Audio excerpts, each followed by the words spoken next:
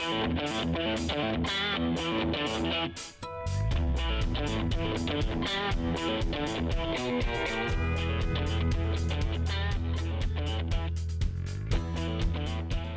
to Party Politics. I'm Jeronimo Cortina, a political science professor at the University of Houston. And I'm Brandon Rottinghaus, a political science professor, also here at the University of Houston. Thanks for hanging out with us and talking politics on Party Politics. Kind of an interesting week. We've got independent councils. We've got speakers races. So, you know, from D.C. to Austin, there's a lot going on. But actually, the first thing we're going to talk about is some interesting news for the Democrats. The big picture is that the Senate race is shaping up in 2024. Yes, I said 2024. I'm sorry to inform you / remind you that the next election is upcoming. But the 2024 race for the Democrats promises to be really interesting and potentially problematic.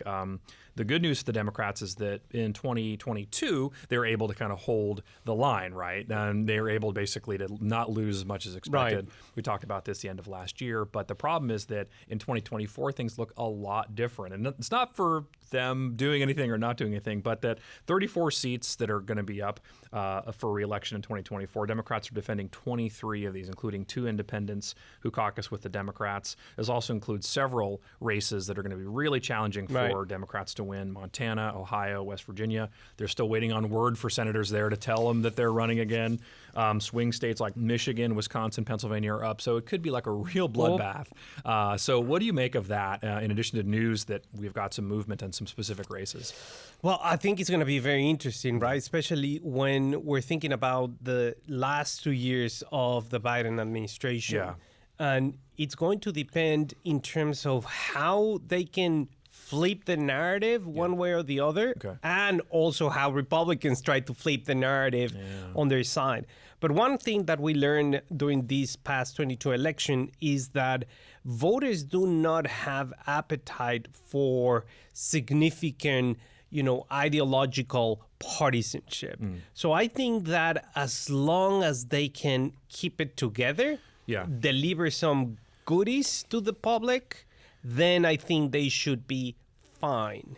It'll be interesting to see, and I think you're right to note that the Biden administration and kind of what they do matters a lot here, because basically 6 of the seats that Biden won by less than 3% in 2022 are going to have to be defended by Democrats. So that's going to be really rough.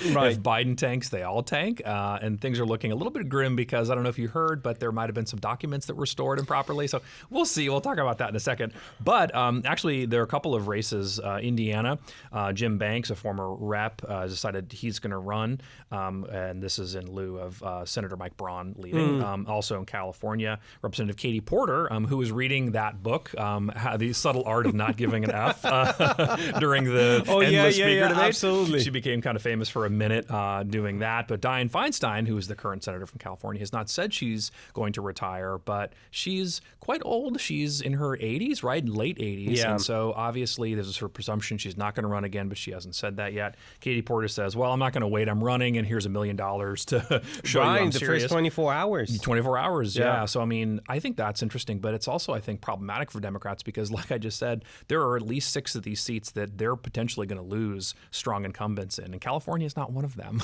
Democrats are going to win California no matter what, so that $1 million could be spent and go pretty far in a place like Montana where there are like 90 people. So, but I mean, you could pay them for all sure. But Katie Porter also, is famous for the whiteboards that she uses when they have congressional hearings. Yeah. But also in that race, you have Adam Schiff, Barbara Lee, Ro Khanna, and everyone is beating for that. Yeah. So we're gonna see who's gonna be the strongest at the end. But obviously, they can chip in, right? Yeah. I mean, eventually, for the good of the 2024 election, they can start bankrolling some candidates somewhere else. But we're going to see what happens. It's going to be interesting to see how that race falls out, especially, a year in advance. Yeah. So it's going to be interesting nonetheless. It'll be here before you know it, right? Oh, absolutely. And we'll, of course, bring all of the details that we could muster to help you get there. I think one of the subtexts that we're talking about here is that the next 2 years are going to mean a lot for Democrats, how they position themselves and how Republicans position themselves. One of the things that's come up this week is sort of an interesting little brouhaha that was actually related to an obscure agency that most people have not heard of. This is the Consumer Product Safety Commission. There was a report that they were thinking of banning gas stoves, and at least they said, quote, it was on the table. Well, this set off a firestorm of tweets and TikToks and angry press releases, and actually led to a lot of kind of Texas political lore, like the come and take it with the gas stove. Ronnie Jackson said that, if the maniacs in the White House come for my stove, they can pry it from my cold, dead hands. Ted Cruz made this logo. The scientific evidence was the reason that they've chosen to do this. They basically say that there's a higher respiratory risk for people who have these gas stoves. Of course, it's the case that this is something that is not a done deal. They're just considering it. But I thought that this was related because there's a sense that the Democrats are becoming the party of the sort of elitists, right? And that creates, I think, a real disconnect. And I think is the reason they're struggling in some of these races. So if the Democrats are perceived to be this out-of-touch party, Republicans are the ones who are going to give you common sense, like you can keep your gas stove. Is that going to affect the politics of like the next 2 years? Well, I think so, right? I mean, it's, first of all, we're talking about around 40 million homes, right? The scientific evidence that you mentioned, it's a study that was published, I think, recently, saying that kids are more likely to develop asthma when there is a gas stove present in a household. But again, I mean, yes, I understand that.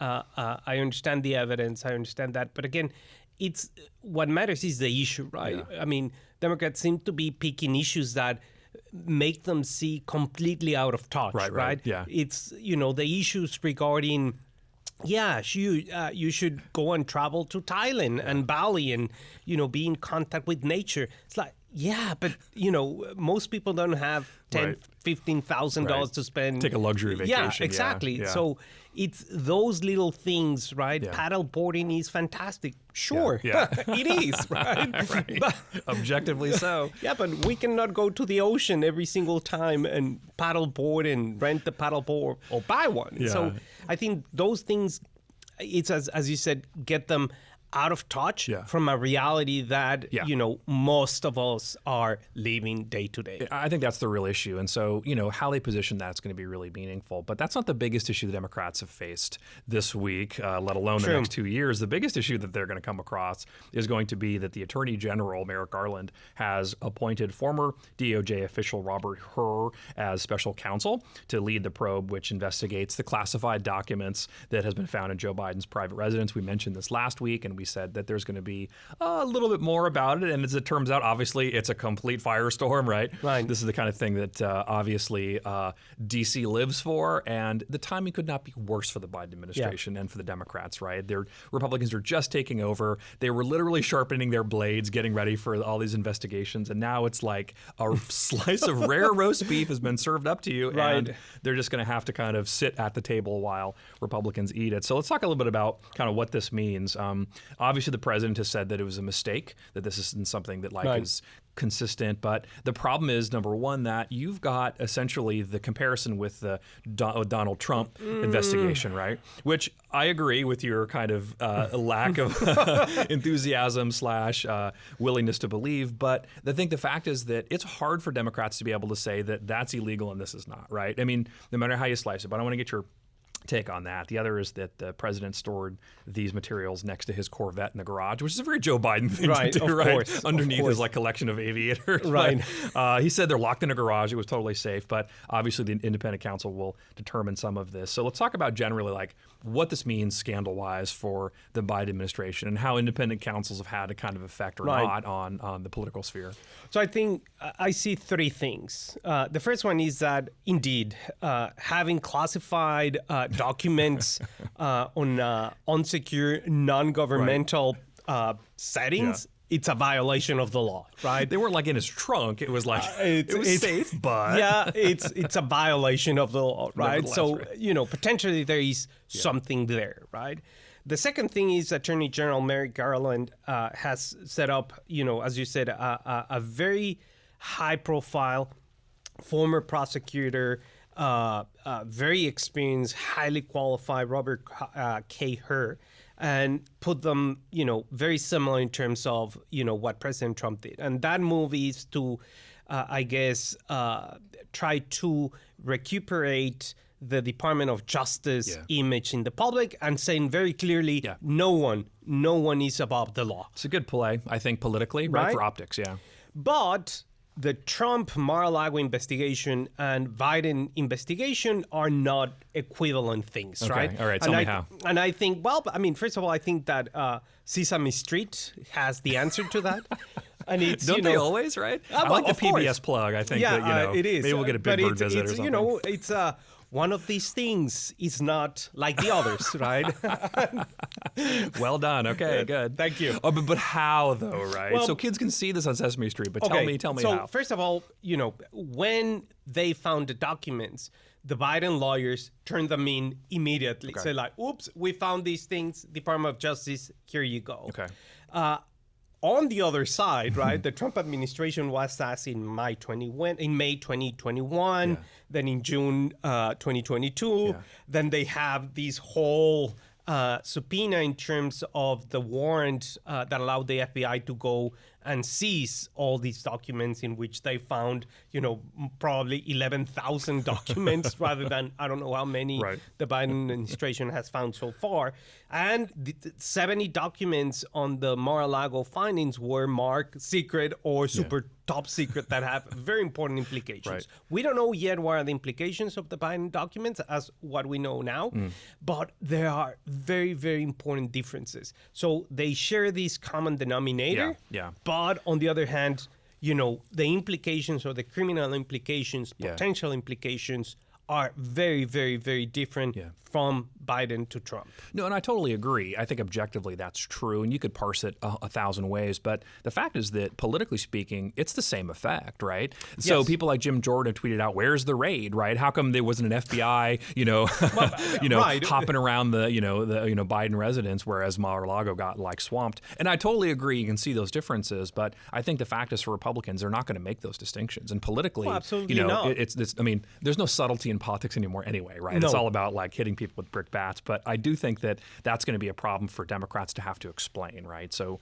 it does create a political problem. I will say, too, that in terms of independent counsels, they do tend to be a little bit more unwieldy than like a straight investigation. So, for instance, looking back over history between when the law was set in the 70s and when it was ended in basically 2000, there were 20 investigations, 46 pleas or convictions, and the ultimate cost was $164 million. Wow. There's just a lot of investigations and not a lot of convictions. And so I think that's not necessarily going to be repeatable because the circumstances are different, the law is different. But even with a narrow scope of investigation, it's still going to be tough for the Biden administration to hide. And obviously, there's going to be a lot of people who are going to be asking. The thing is, too, though, actually, so the committees that are doing these investigations actually might get stonewalled a bit by DOJ. The same thing happened for the Trump investigation. So some of these committees that Democrats were running in the last couple of years, wanted there to be more details put out. But, DOJ said, we're still investigating, so no. So I'm actually not sure how much of this will come out in terms of that shared relationship, but you can bet that there will be a friction between the two. Really? So that's going to be my prediction. We're going to have some. I just don't see that. The other is that there's going to be a lot of political impact. So like we said, I mean, okay, you can parse the difference between two, 6 ways from Sunday, but I don't know that it matters to voters, right? They're going to still see documents in the wrong place, potentially illegal. There's some problem here. So basically it takes the Trump scandal off the table for Democrats, right? Just when they were getting momentum towards being able to say, we're going to sort of investigate. We're the party that's going to try to keep, democracy alive. That rosy outlook's been pretty much squashed by this investigation. So but I think it's problematic. We're in 2023, right? Yeah. And you have, your own research, right? Says that, scandals are dead. Yeah. And, from January 2023 to November 2024. I think that we're going to have plenty more at the plate to discuss these issues. So, I mean, it's going to play a role right now, but eventually it's going to die down. It will. No? There'll be something else to get upset about, right? Oh, yeah. Believe me. Oh, yeah. Ooh, but what will it be is the question. We'll have to wait and see.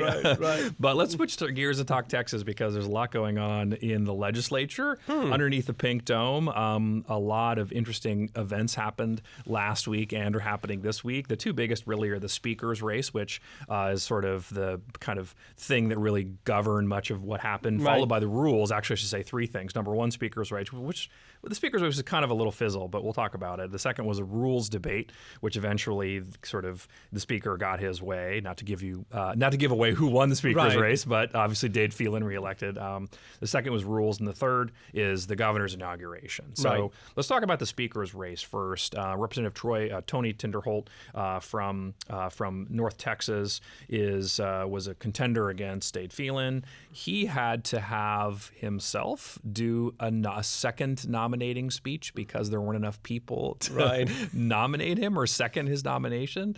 Ultimately, the final vote was 143-3.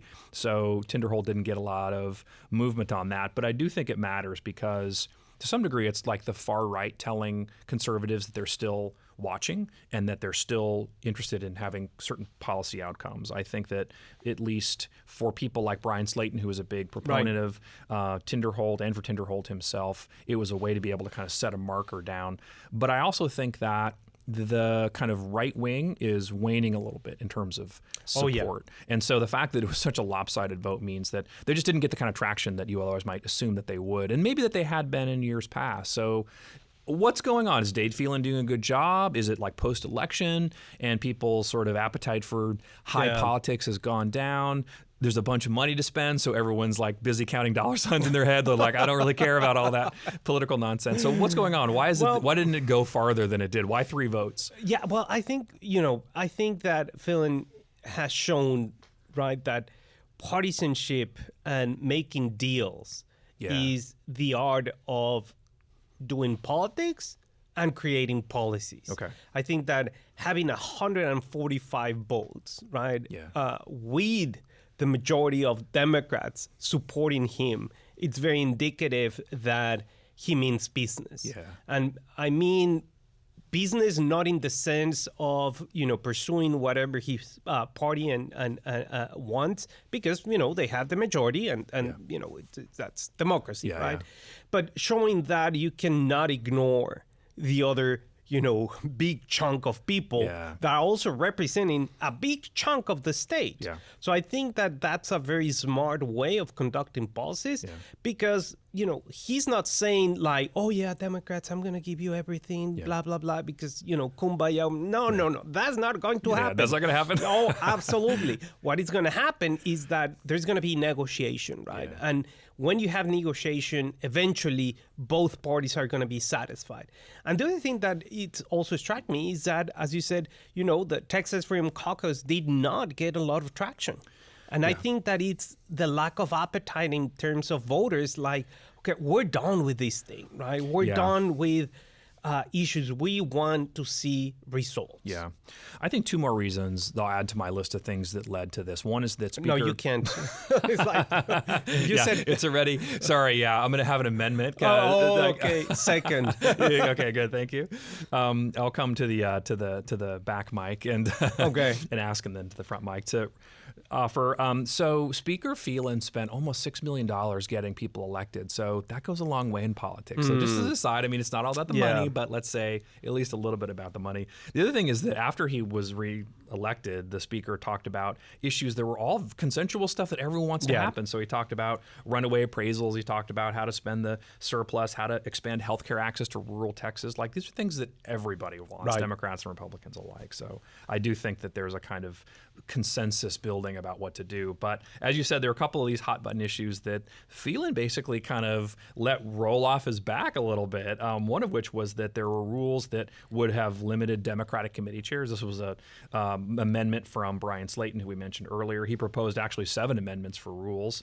6 out of 7 failed on points of order, upheld by the speaker. So believe me, we're going to hear about this a little bit more as we go through. Republicans, especially the far right, are going to say that Phelan is on the side of the Democrats. And then one of those votes failed. But basically, a lot of the stuff he wanted to do was to have committee chairs swear that they, weren't going to use preferred pronouns or enforce preferred pronouns in committee hearings, and that they would, not enforce a speech code that restricts the use of biologically correct pronouns. And so are a lot of these little details that are pretty kind of outlandish in terms of just the interpersonal side of things. But Phelan didn't budge, and basically either on points of order or on votes, they said none of this. I thought they were going to propose one that said, committee chairs couldn't like White Lotus or something like that. It's too far. But what do you make of these rules and kind of how they came about?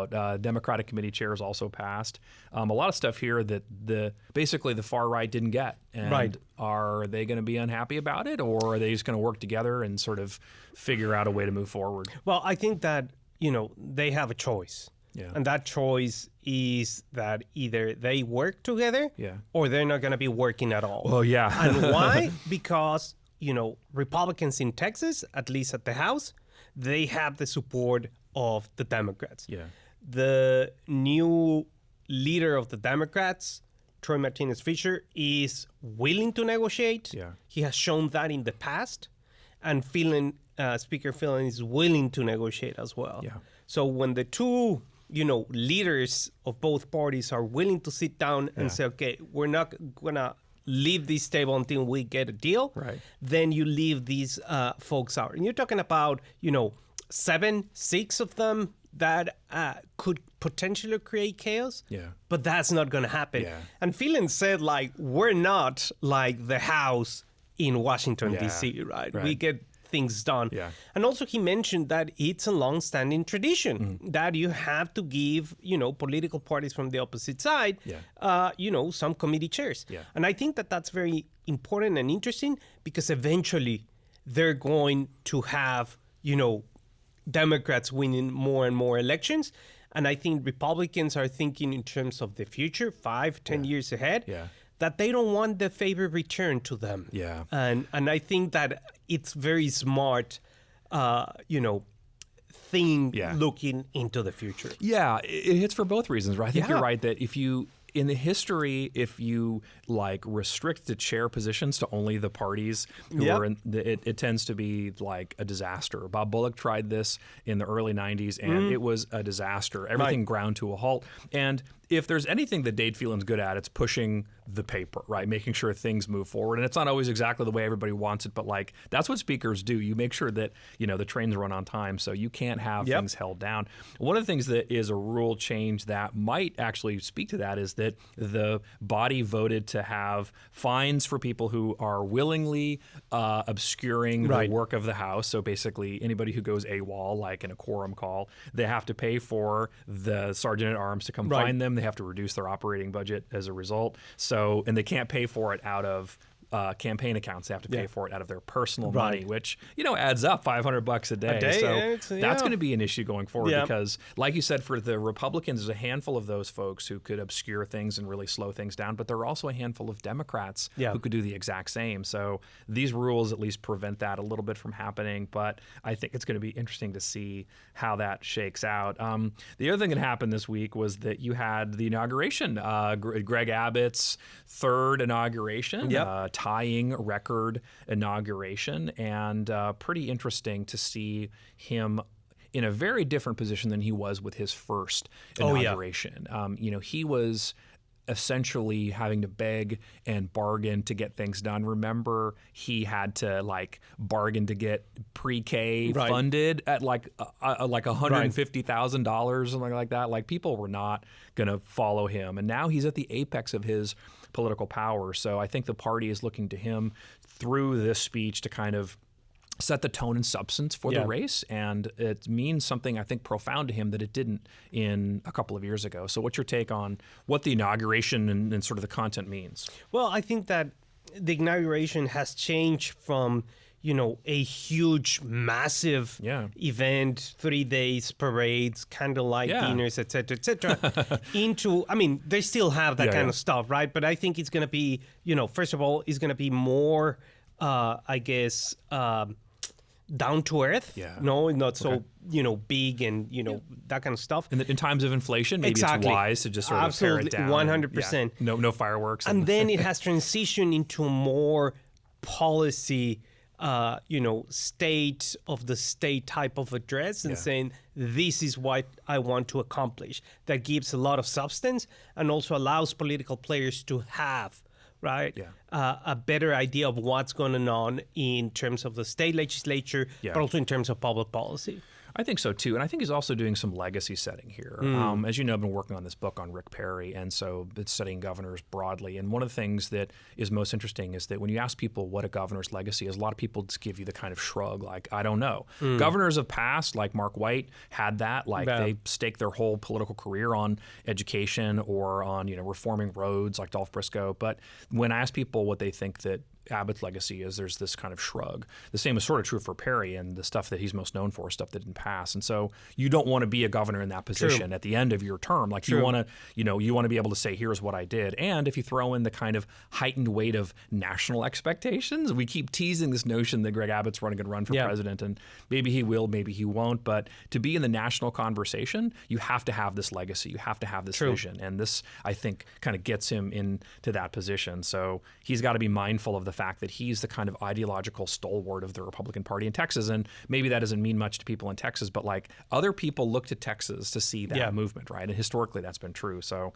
I think it's going to be important for him to set that tone.